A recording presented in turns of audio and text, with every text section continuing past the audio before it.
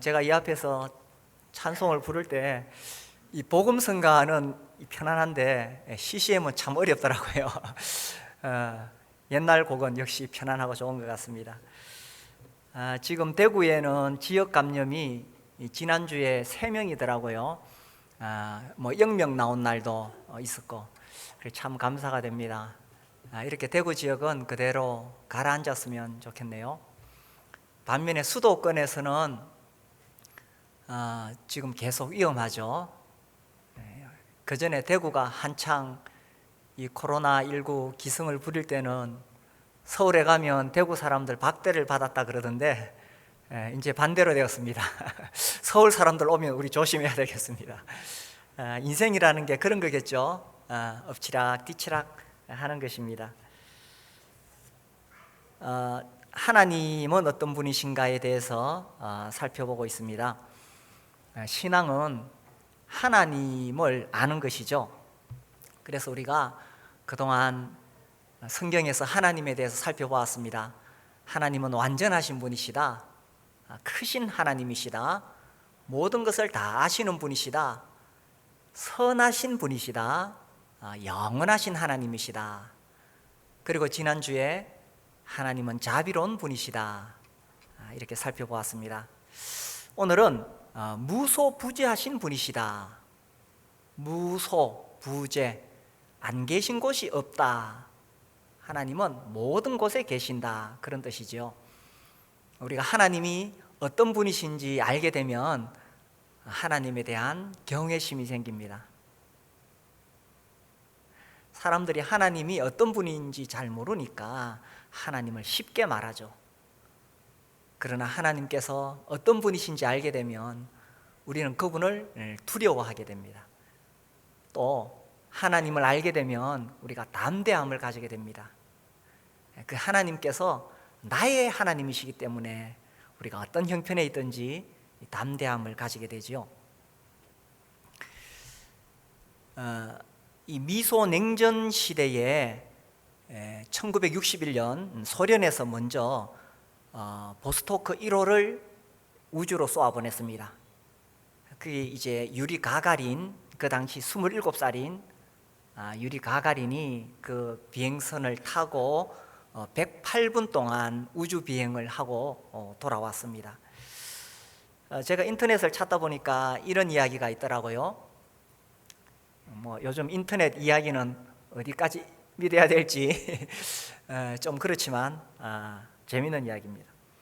프랑스의 원로 작가 미셸 투르니에가 지었다는 우화가 올라와 있더라고요. 가가린이 우주에서 돌아왔다. 소련 공산당 서기장 후르시초프가 우주에 가보니 과연 하나님이 존재하던가? 라고 물었다. 가가린은 하나님이 존재한다고 답했다. 후르시초프는 무릎을 탁 치더니 내 그럴 줄 알았다. 하지만 하나님의 존재가 알려지면 공산주의가 무너지니 절대 발설하지 말라고 명령했다. 가가린이 교황청을 방문했다. 교황도 하나님이 존재하는가 하고 물었다. 후르시초프의 명령 때문에 가가린은 하나님은 존재하지 않는다고 거짓말을 했다. 교황은 무릎을 탁 치면서 내 그럴 줄 알았다. 하지만 교회가 무너지니 밖에 나가서 절대 발설하지 말라고 당부했다. 교회 역사를 공부해 보면 이 교황청이 얼마나 타락했는지 말로 할 수 없습니다. 그렇기 때문에 이런 이야기가 더 이해가 되죠. 하나님은 천지에 충만하신 분이십니다. 그분이 안 계신 곳이 없죠. 온 우주에 충만합니다.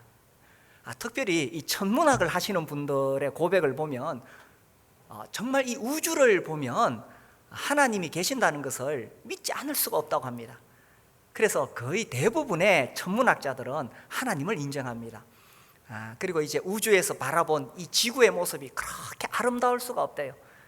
지금 스페이스 X 그런 회사에서 민간인도 우주 여행할 수 있도록 한다는데 예, 좀 비싸더라고요. 하나님은 이 온 우주에 충만하십니다.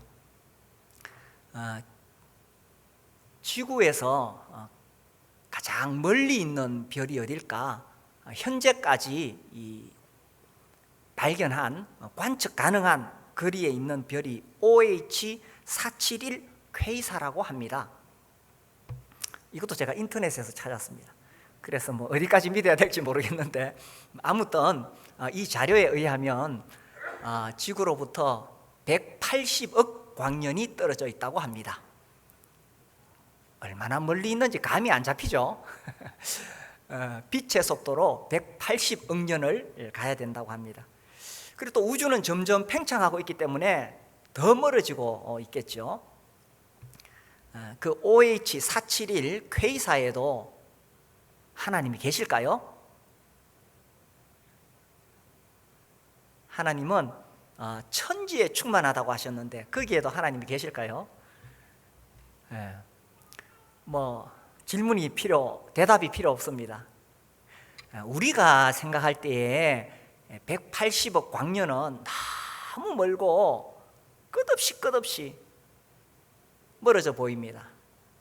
그러나 하나님 보시기에 온 우주는 하나님 손바닥 위에 도토리만도 못하겠죠. 그래서 하나님은 온 우주에 충만하시다는 것입니다. 우주뿐만 아니라 우리가 살고 있는 이 지구 곳곳에도 하나님께서 계시죠. 아주 깊고 깊은 산 속에 사람의 발길이 전혀 닿지 않는 그런 계곡에도 하나님께서 계시다는 것입니다. 그리고 아무리 이 현대 과학이 발달했다 할지라도 아직까지 이 연구할 수 없는 깊고 깊은 바닷속,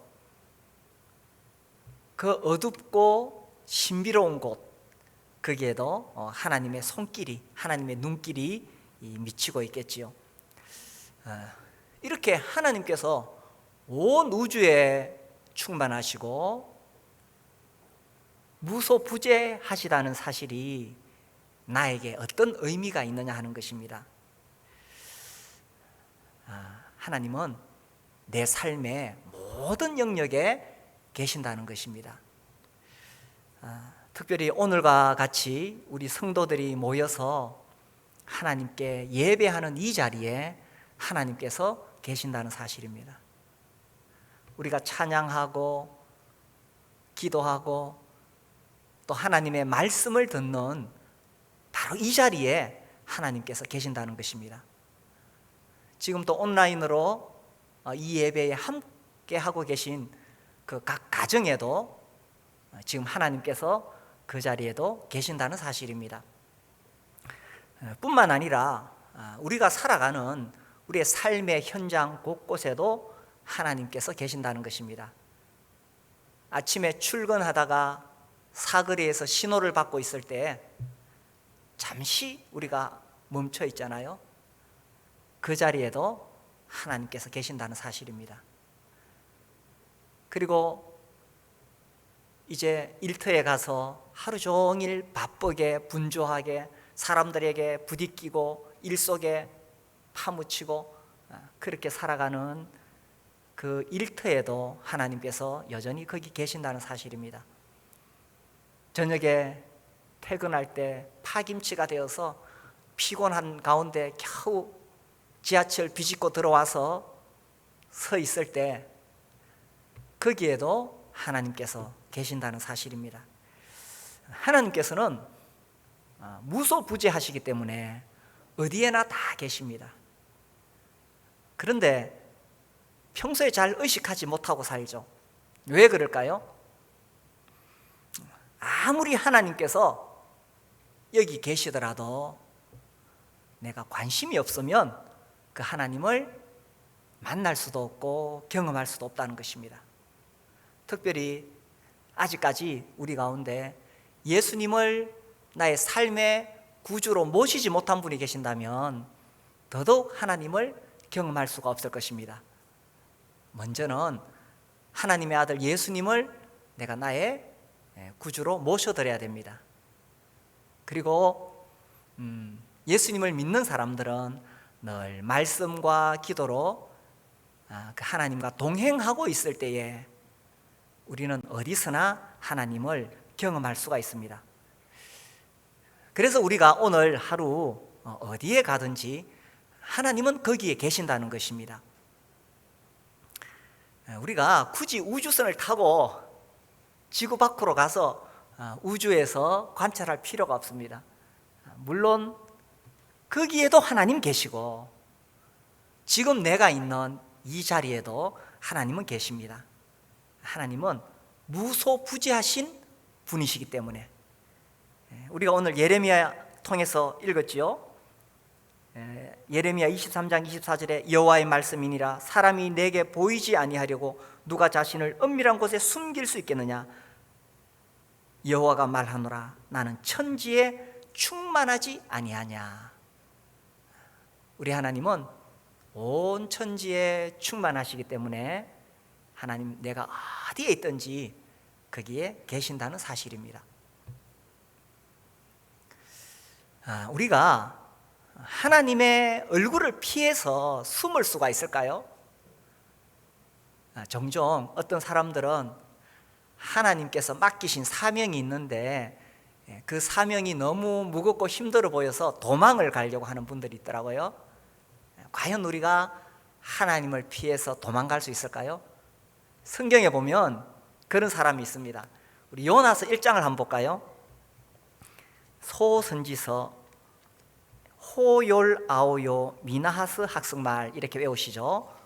호욜아오요 요가 요나입니다. 이 요나서에 보면 하나님께서 요나에게 명령을 내렸습니다. 사명을 주셨습니다. 니느웨로 가서 전도해라. 그 영혼들 불쌍하니 가서 회개하라고 해라. 그런데 요나가 그게 싫었어요. 왜냐하면 이 니느웨 사람들은 이스라엘의 적국이거든요. 아주 악한 사람들이거든요. 그래서 요나가 하나님 말씀을 어기고 도망을 갑니다. 요나서 1장 3절에 보시면은 그러나 요나가 여호와의 얼굴을 피하려고 일어나 다시스로 도망하려 하여 욥바로 내려갔더니 마침 다시스로 가는 배를 만난지라 여호와의 얼굴을 피하여 그들과 함께 다시스로 가려고 배싹을 주고 배에 올랐더라. 하나님께서 니느웨로 가라고 하셨죠. 그런데 지금 어디로 가고 있습니까? 다시스로. 마침 욥바에 가니까 이 항구죠. 아주 아름다운 항구. 욥바에 가니까 마침 다시스로 가는 배가 있었다. 옳지 잘됐다. 이 배 타고 도망가자. 우리가 하나님의 뜻을 분별할 때에 이거 조심해야 됩니다. 환경이 그렇게 된다고 해서 그게 다 하나님의 뜻이 아니죠. 여기 다시스 가는 배가 있다고 해서 이게 하나님의 뜻은 아닙니다. 하나님의 뜻은 니느웨로 가는 거죠. 하나님의 뜻은 우리가 첫 번째로 하나님의 말씀입니다. 하나님 말씀이 니느웨라고 가라고 주어졌기 때문에 하나님 말씀이 우선인데 마침 환경이 그렇게 되었다고 해서 우리가 하나님 말씀을 무시하면 안 되죠. 자, 그래서 마침 이 다시스로 가니까 그 배를 탔습니다. 다시스가 어디냐? 이게 옛 지명이기 때문에 잘 찾을 수가 없어요. 그래서 학자들은 스페인 남서부에 있는 타르타시스, 발음이 비슷하니까 타르타시스가 아니냐. 이 니느웨하고 스페인은 완전 반대쪽이죠. 말씀의 삶 하실 때 이 구약개관 하면은 성경 지도를 배우실 겁니다. 이 니느웨는 유프라테스 강, 티그리스 강 있는 완전히 이제 우리가 지도 봤을 때는 완전히 오른쪽입니다. 완전히 오른쪽이고 스페인은 완전히 왼쪽이죠. 그래서 완전 반대쪽으로 도망을 갔던 것입니다. 또 스페인이 아니라 이탈리아다. 이탈리아의 사르디니아다. 이렇게 주장하기도 하는데 명확하지 않습니다. 또 어떤 분은 이 다시스는 특별한 지명을 이야기하기보다는 요나가 도망가려고 했던 바다로 멀리, 그러니까 이 니느웨는 내륙에 있죠. 내륙에 있는데 거기 가기 싫어서 멀리 반대쪽 바다로 가는 것이다, 이렇게 해석하기도 합니다. 뭐 어떻게 보든지 간에 요나는 하나님의 사명을 피해서 도망을 갔습니다. 이 3절에 보면 그러나 요나가 여호와의 얼굴을 피하려고 이렇게 되어 있습니다. 그리고 그 뒤에 보세요. 또 여호와의 얼굴을 피하여, 이렇게 한 절 속에 두 번이나 반복되어 있죠. 이것은 그만큼 이걸 지금 강조하고 있는 겁니다. 요나가 여호와의 얼굴을 피하려고 일어나, 또 뒤에 보니까 여호와의 얼굴을 피하여 그들과 함께, 이렇게 되어 있습니다. 그러니 요나는 자기가 도망가면 될 줄 알았어요. 그래서 바다로 갔습니다. 배를 탔습니다. 그런데 그 바다에도 그 배에도 여전히 하나님은 계신다는 것입니다. 이렇게 도망을 가는데 이제 큰 광풍이 불어오고 풍랑이 일어나죠. 그래서 배가 뒤집혀서 다 죽게 되었습니다. 그래서 배에 탄 사람들이 아이고 큰일 났다, 신이 노했다, 누가 잘못한 거냐, 이래서 제비를 뽑았으니 바로 요나가 딱 걸렸습니다. 그래서 요나에게 당신 어쩌다가 이렇게 되었느냐 물으니 요나가 실토를 합니다. 사실은 하나님이 나에게 사명을 주셨는데 내가 그 사명을 어기고 도망가고 있으니 나를 바다에 집어던져라. 그러면 풍랑이 잠잠해질 것이다. 참 요나는 배짱 고집이 셉니다. 진짜 고집 세죠, 그죠? 그러면 겁이 나서 빨리 회개해야 되는데 하나님 주신 사명에 대해서 회개하지 않고 고집을 부립니다. 그래서 사람들이 하는 수 없이 요나를 들여다가 바다에 집어 던졌습니다. 그랬더니 어떻게 되었습니까? 그렇죠, 고래가 나타난 게 아니고 물고기죠. 물고기가 나타나서 요나를 삼켜버렸습니다. 그래서 요나가 물고기 뱃속에 들어갑니다. 자, 그러면 그 물고기 뱃속에는 하나님이 계실까요, 안 계실까요? 하나님은 무소부재하신 분이십니다. 요나가 그 어둡고 냄새나는 그 물고기 뱃속에 갇혀 있을 때 거기서도 하나님은 계셨고, 그래서 요나가 2장에 보면 드디어 회개하고 기도하지요. 그래서 하나님께서 그 요나의 기도를 들으셨던 것입니다. 요나는 여호와의 얼굴을 피하려고, 또 여호와의 얼굴을 피하려고 도망갔지만 그것이 가능했느냐 하는 것입니다. 그가 도망가려고 했던 배에도 하나님 계셨고 바다에도 계셨고 물고기에도 계셨고, 그래서 물고기가 토해서 니느웨 땅에 도착했을 때 그 니느웨 땅에도 하나님은 여전히 계셨다는 것입니다. 우리가 하나님이 주신 이 사명을 피해서 아무도 도망갈 수가 없다는 것이지요. 자, 우리가 하나님으로부터 숨을 수가 있을까요? 우리가 오늘 방금 읽었던 예레미야 23장 24절 본문 말씀, 여호와의 말씀이니라 사람이 내게 보이지 아니하려고 누가 자신을 은밀한 곳에 숨길 수 있겠느냐. 우리는 어떨 때는 하나님으로부터 숨고 싶습니다. 내가 하나님 앞에 떳떳하지 못하니까 그냥 숨고 싶어요. 이때만큼은 참 하나님이 나를 몰라줬으면 좋겠다.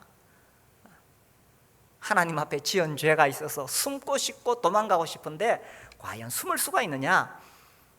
하나님 앞에 숨으려고 했던 사람이 있죠. 누굽니까?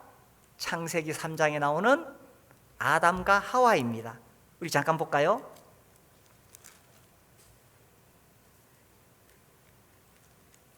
창세기 3장에 보면 아담이 선악과를 따먹었습니다. 하나님께서 먹지 말라고 하셨는데 따먹었습니다.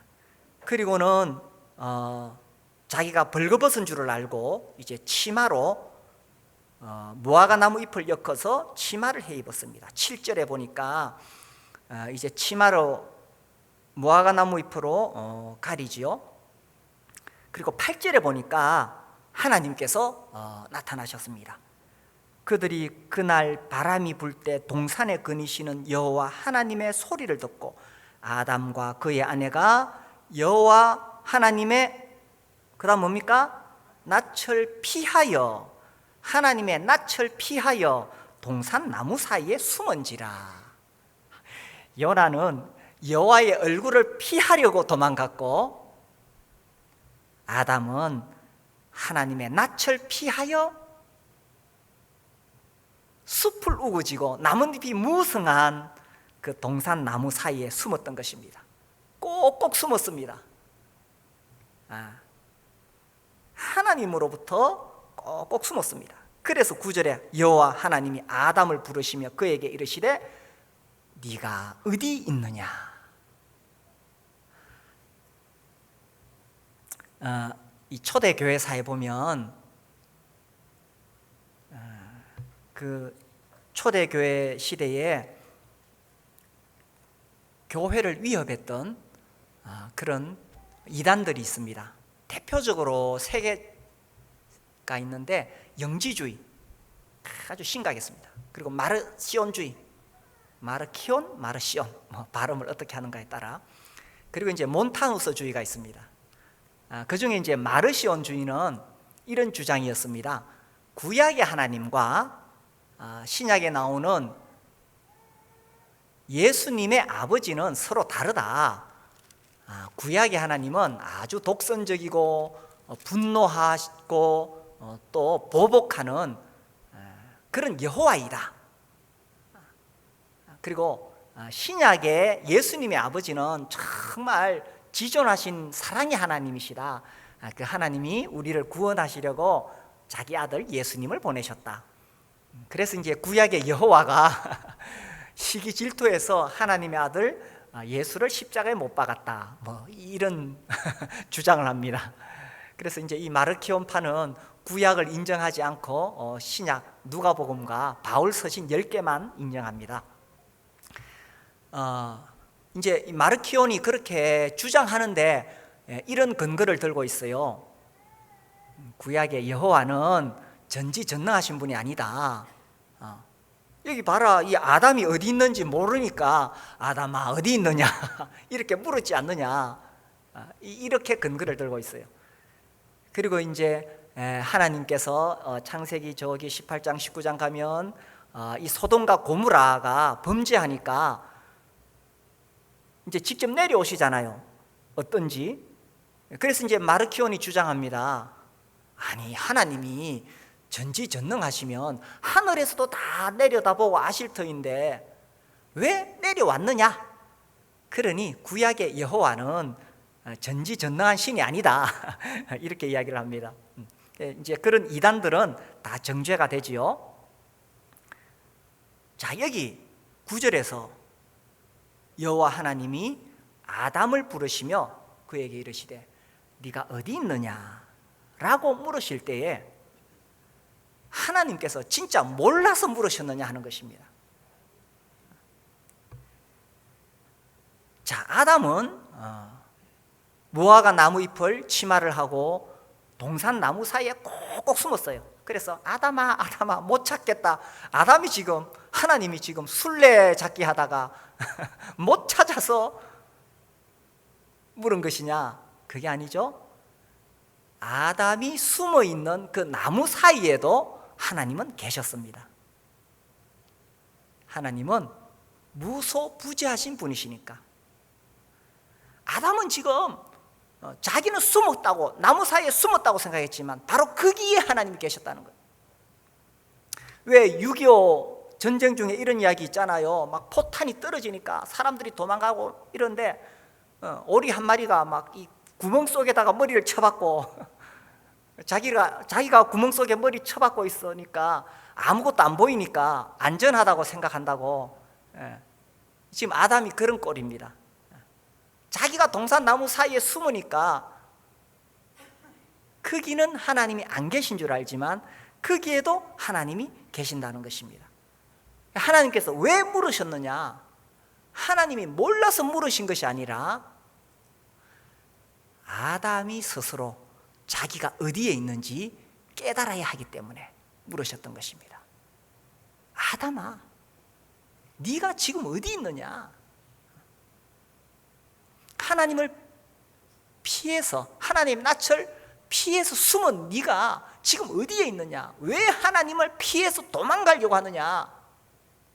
아담은 자기가 스스로 자기가 어디에 있는지를 깨달을 필요가 있다는 것입니다. 저는 이 말씀 볼 때 그 생각이 나요. 제가 고등학교 1학년 때, 저는 어려서부터 이 기독교 학교를 다녀서 하나님에 대해서 들었습니다. 그런데 어떻게 예수님을 영접하는지 복음을 체계적으로 들은 적은 없어요. 고등학교 1학년 때인데, 그때 이제 친구들과 밤늦게 어울려서 놀고 있는데, 이제 밤에 놀다가 화장실에 가려고 제가 밖에 나왔어요. 이제 그 무렵 저는 어땠냐면, 어려서부터 하나님에 대해서 들었고 하나님을 두려워하는 마음, 또 하나님을 믿고 싶은 마음도 있었습니다. 그런데 이제 고등학교에 올라가면서 이제 교회도 안 나가고 하나님으로부터 계속 멀어져 있는 상태였어요. 근데 그날 저녁에 이제 친구들과 놀다가 화장실에 가려고 신을 신는데, 갑자기 제 마음속에 하나님 이렇게 말씀하시는 것 같아요. 인태가, 네가 지금 어디 있느냐? 나중에 제가 성경을 보니까, 아담아, 네가 어디 있느냐? 하나님께서 내가 어디 있는지 몰라서 물으셨을까요? 네가 왜 하나님으로부터 멀어지려고 하느냐? 네가 왜 하나님으로부터 도망가려고 하느냐? 네가 그러면 숨을 수 있다고 생각하느냐? 그런 질문이었어요. 그리고 이제 그 다음에 가을에 제가 복음을 듣고 예수님을 영접하게 되었죠. 우리는 하나님으로부터 숨을 수가 없습니다. 요나처럼 도망갈 수도 없습니다. 누가 자신을 은밀한 곳에 숨길 수 있겠느냐? 여호와가 말하노라, 나는 천지에 충만하지 아니하냐. 이 요나는 하나님이 분명하게 그에게 사명을 주셨는데, 하나님의 사명이 너무나 분명한데 도망을 갔습니다. 그런데 그가 도망간 바로 그 자리에 하나님이 계셨다는 것입니다. 아담은 죄를 짓고 꼭꼭 숨었습니다. 꼭꼭 숨었지만 바로 그 자리에 하나님께서 거기에 계셨다는 것입니다. 지금 나는 어디에 있는가? 하나님께서 지금 나에게 물으시기를, 네가 지금 어디 있느냐? 요나야, 네가 지금 어디 있느냐? 아담아, 네가 지금 어디 있느냐? 이렇게 물으시는 하나님께서 지금 나에게 그렇게 물으신다면 어떻습니까? 내가 지금 하나님 섬기는 예배의 자리에 나와 있습니까? 내가 지금 하나님 주신 그 사명의 자리에 나와 있습니까? 아니면 나도 요나처럼 도망가고 있지 않습니까? 나도 아담처럼 숨으려고 하지 않습니까? 내가 도망을 가고 내가 하나님 낯을 피해서 꼭꼭 숨어 있을지라도 바로 그 자리에 하나님이 거기 계신 것입니다. 하나님은 무소부재하신 분이시니까. 나는 천지에 충만하지 아니하냐. 우리가 어디에 가든 하나님으로부터 벗어날 수가 없다는 것입니다.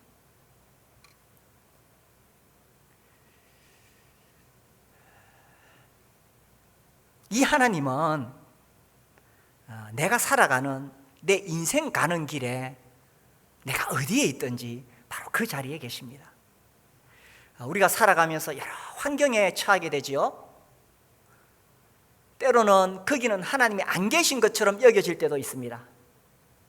그런데 내가 살아가는 바로 그 자리에 하나님 계시다는 거예요. 야곱 이야기를 한번 볼까요? 창세기 28장에 보면 야곱이 아버지를 떠나서 하란으로 가는 이야기가 나옵니다.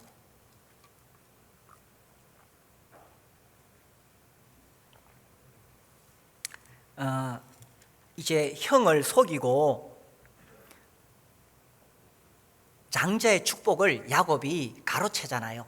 그래서 형이 화가 났습니다. 에서가 화가 나서 야곱을 죽이려고 하죠. 그래서 어머니하고 의논해서 야 이러다가 형한테 죽겠다 이래서 이제 야곱이 외삼촌 라반의 집으로 도망가는 이야기가 28장에 나옵니다. 그래서 이제 이 브엘세바에서 출발해서 루스라는 곳, 여기까지 약 85km가 떨어져 있고 걸어가자면 사흘길입니다. 이 사흘길 가는 동안에 혹시나 에서가 뒤따라오면 어떨까? 그리고 이 낯선 길에 혹시나 산적을 만나면 어떨까? 그리고 이렇게 도망을 가지만 과연 외삼촌 라반이 자기를 반겨줄까? 온갖 이 마음의 복잡한 생각들, 두려움, 염려, 불안이 가득한 가운데 야곱이 도망가고 있습니다. 그런데 이 사흘째 되는 그날에 하나님께서 그를 만나 주시죠.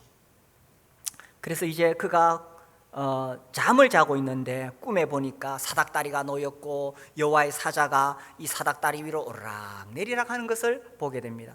그리고 하나님께서 그에게 약속해 주시죠. 땅의 모든 족속이 너와 네 자손으로 말미암아 복을 받으리라. 15절에 보니까 내가 너와 함께 있어 네가 어디로 가든지 너를 지키며 너를 이끌어 이 땅으로 돌아오게 할지라. 내가 네가 허락한 것을 다 이루기까지 너를 떠나지 아니하리라 하신지라.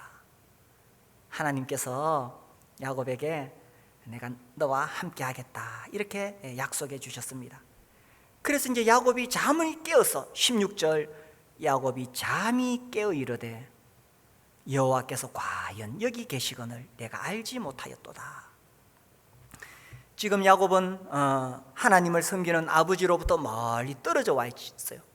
그래서 자기가 이렇게 멀리 떨어져 왔을 때 이 자기가 가는 그 인생길에 바로 거기에 하나님이 계신다는 것은 상상도 해보지 못했던 일입니다. 그런데 하나님을 만나고 나서 그제서야 깨닫죠.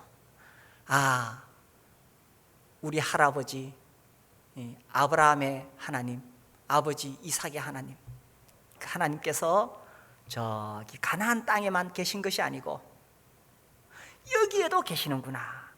그래서 16절에 야곱이 잠이 깨어 이르되 여호와께서 과연 여기 계시거늘. 야곱이 가는 그 인생길 가운데 하나님께서 거기 계셨습니다. 그리고 야곱이 라반의 집에 갔을 때 하나님께서 거기에 계셨습니다.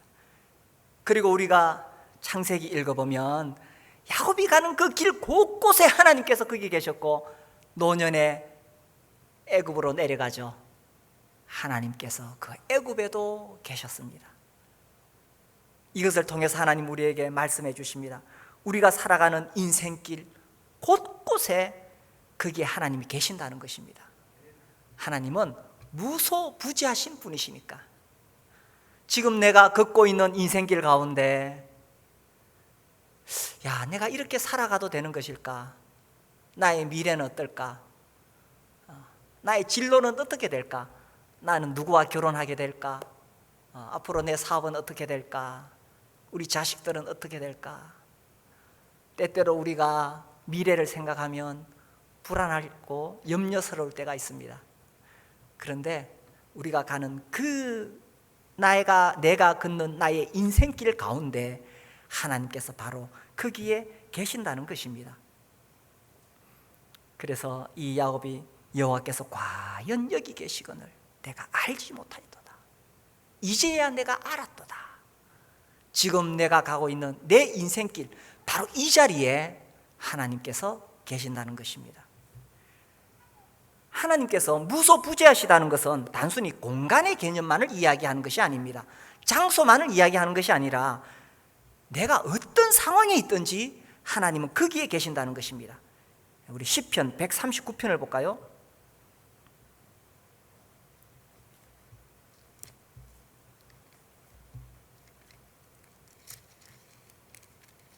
시편 139편 7절에 보시면 내가 주의 영을 떠나 어디로 가며 주의 앞에서 어디로 피하리까?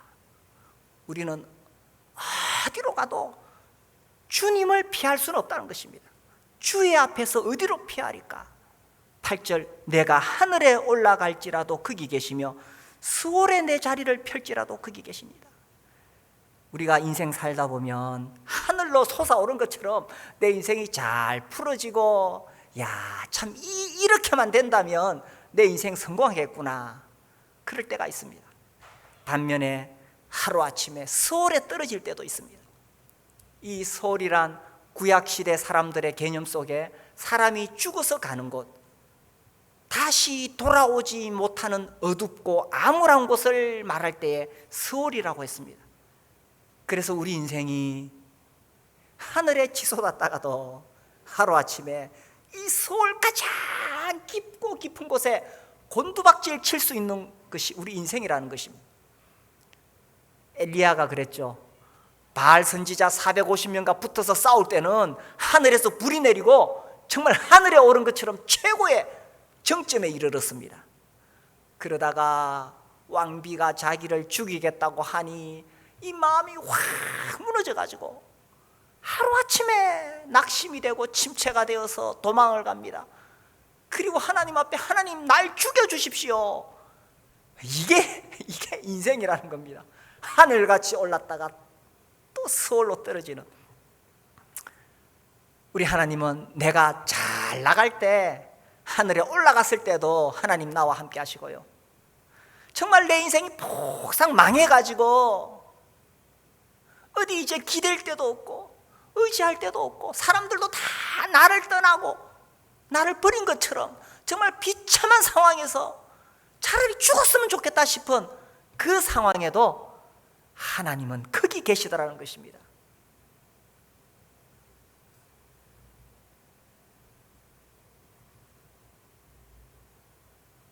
그래서 내가 새벽 날개를 치며 바다 끝에 가서 거주할지라도, 10절, 거기서도 주의 손이 나를 인도하시며 주의 오른손이 나를 붙드시리이다.